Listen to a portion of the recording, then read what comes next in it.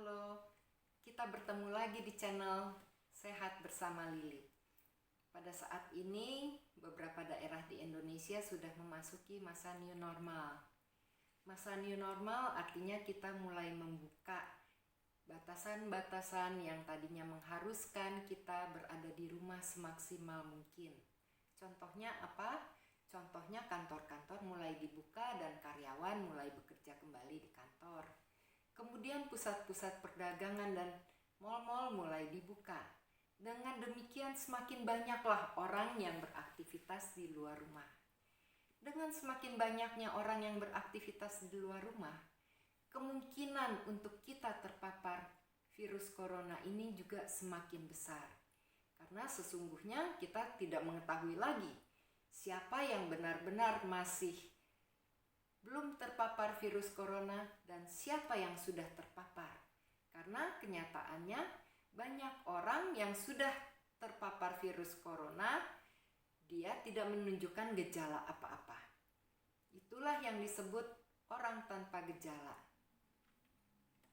Nah, bahkan di masa new normal ini kita dianjurkan untuk tetap waspada dan tetap dalam tanda petik mencurigai. Mencurigai apa?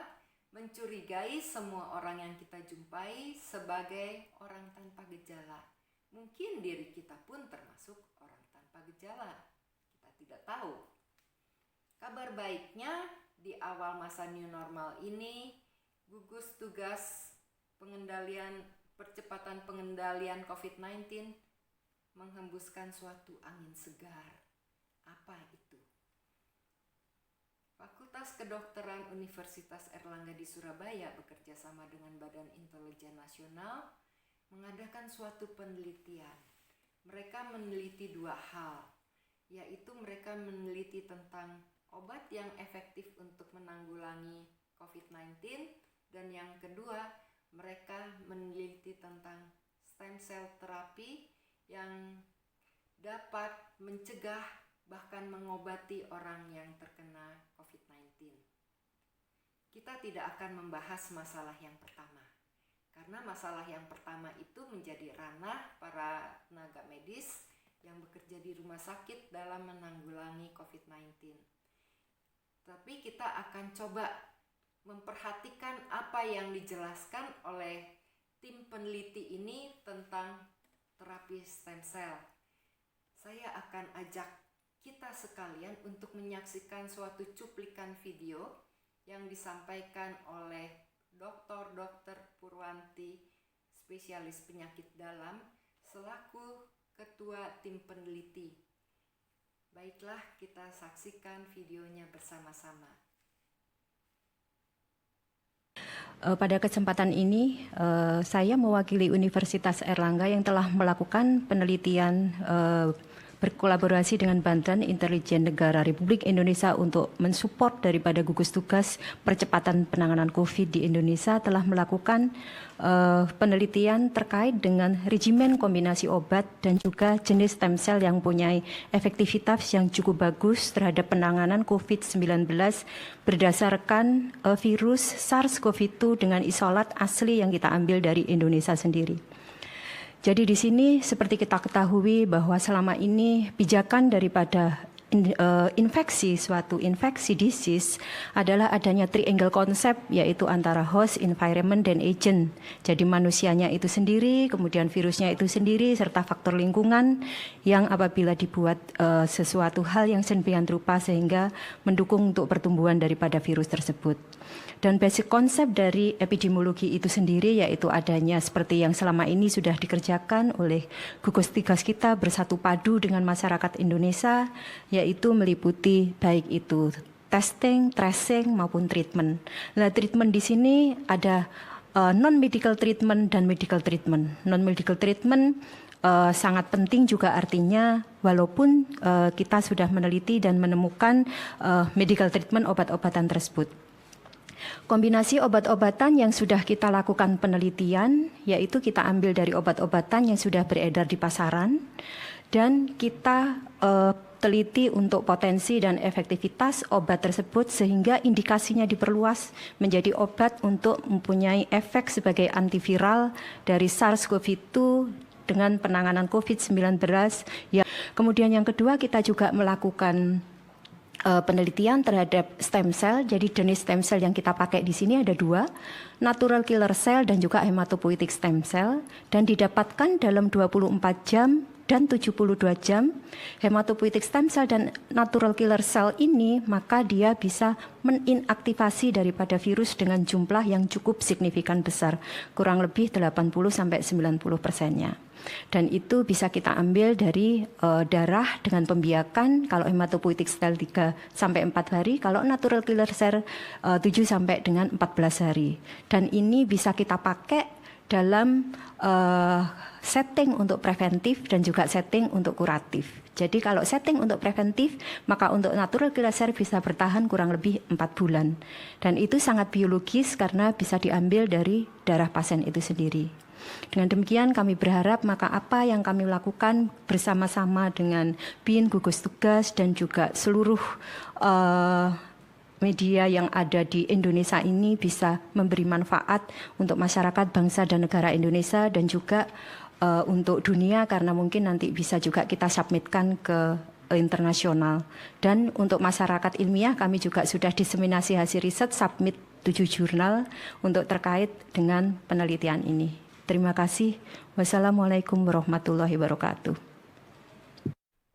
Menarik apa yang dikatakan oleh peneliti dari Universitas Airlangga ini, bahwa dikatakan ada 2 jenis stem cell yang dapat membantu mengatasi virus corona.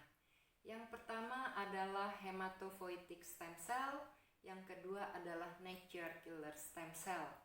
Caranya dengan mengambil darah pasien, kemudian dibawa ke laboratorium, diteliti di sana, kemudian dengan proses tertentu diambil stem cell-nya dan dibiarkan.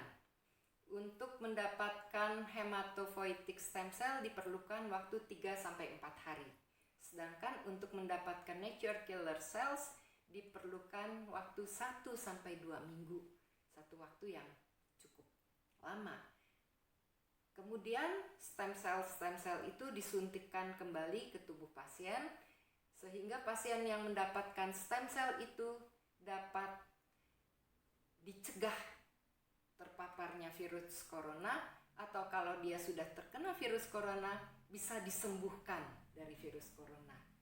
Ya, kita selaku anak bangsa boleh berbangga dengan penemuan ini dan kita mengacungkan jempol untuk penemuan yang luar biasa ini.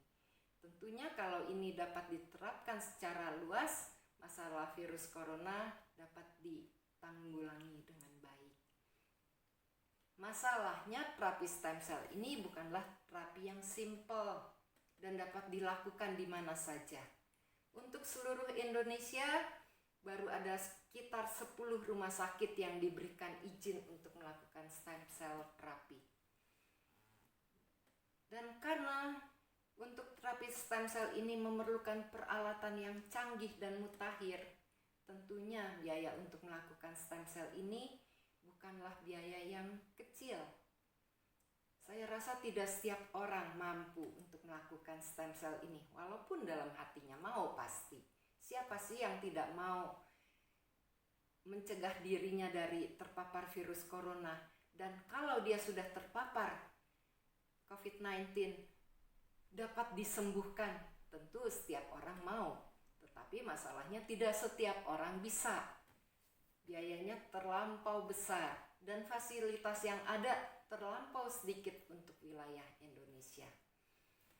Nah, teman-teman sekalian, penelitian yang dilakukan oleh peneliti dari Universitas Airlangga ini ternyata juga pernah diteliti oleh saintis di Jepang beberapa tahun yang lalu. Melalui penelitian bertahun-tahun, mereka pun menemukan ada stem cell yang bisa diaktifkan untuk membantu meregenerasi sel. Contohnya apa? Contohnya adalah produk ini. SOP100 Plus itu mempunyai 3 paten fungsi. Salah satu paten fungsinya adalah untuk meregenerasi sel. Dengan cara apa? dengan cara mengaktifkan stem cell yang ada di tubuh kita, sehingga stem cell itu bisa menggantikan sel-sel yang mati di dalam tubuh kita. Bukan hanya hematopoietic stem cell yang diaktifkan, tetapi semua stem cell yang memang dibutuhkan oleh tubuh kita itu akan diaktifkan oleh SOP100+. Itu adalah hasil penelitian dari peneliti Jepang. Lalu bagaimana dengan nature killer? Ternyata peneliti Jepang pun pernah meneliti tentang nature killer cells. Nah, produk Utsukushi ini juga mempunyai 3 macam paten fungsi. Salah satu paten fungsinya adalah meningkatkan imunitas tubuh dengan cara mengaktifkan nature killer cell. Nah, dengan mengaktifkan nature killer cell memang imunitas kita akan bertambah untuk dapat mengatasi virus apapun yang masuk ke tubuh kita, termasuk diantaranya COVID-19.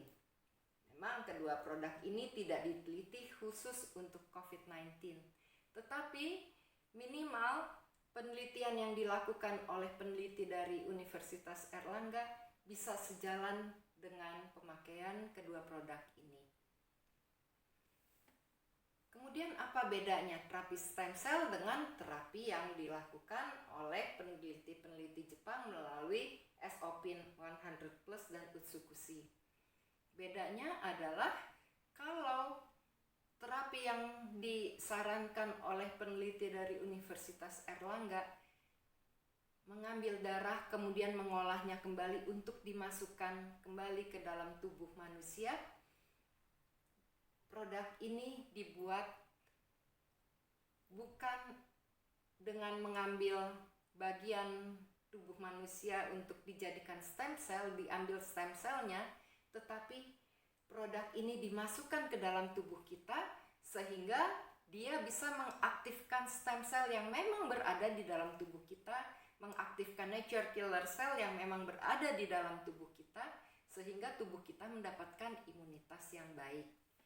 Sekarang tinggal berpulang kepada kita masing-masing bagaimana cara kita mendapatkan imunitas bagi tubuh kita untuk menghadapi COVID-19 ini.